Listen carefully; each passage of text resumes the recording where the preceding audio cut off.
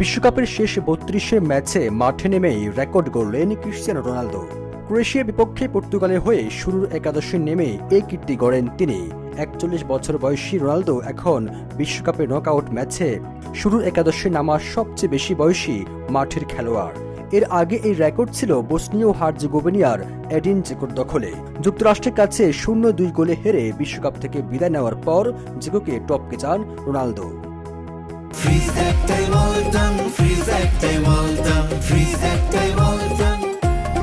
সাবেক Real Madrid ও Manchester United তারকা Ronaldo এখন পর্যন্ত ৬টি বিশ্বকাপ খেলা ৩জন খেলোয়াড়ের একজন।